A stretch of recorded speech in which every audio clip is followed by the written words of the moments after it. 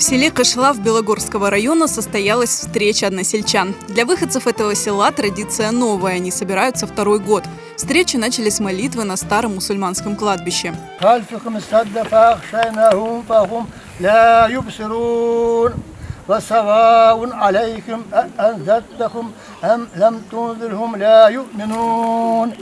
Несколько башташей в траве – то немногое, что сохранилось от старинного крымско-татарского села.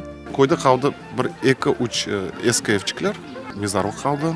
Сон да қалды екі құдық. Бір топек құдығы еді, екінші асты құдық. О асты құдықтан тұзлы су шығайды. Айванларын суартайдылар. Топек құдықтан су алып, деделеріміз су алайдылар.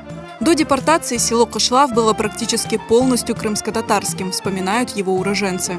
Бұл кой алдын мұнашы елға яқын екен. Чинас өзені елға яқын. Өткен кеткен сайтын Донской казаклар, Запорожье казаклары несі койге апансыздан ұжым етекенлер. Оның үшін қарайлар, көрелер апансыздан тоқтамайып шындай рассызлық балабан ола. Оның үшін койге уже қартлар, особенно şu benim қарт бабам nesillері епсі bu четке өтелер.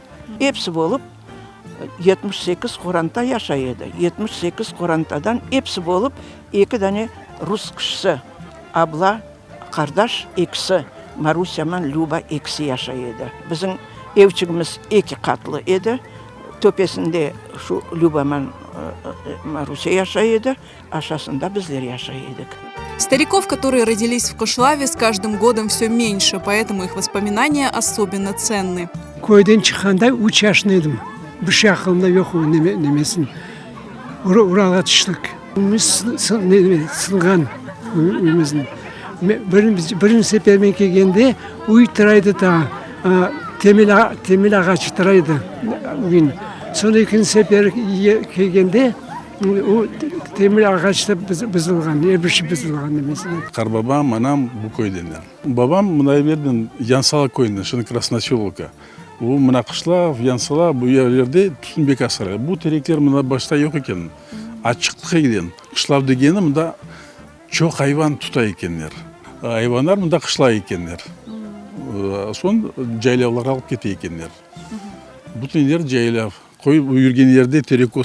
После выселения крымских татар Кышлав переименовали в Ольховку, а в 80-е годы село упразднили и включили в состав соседнего Баше.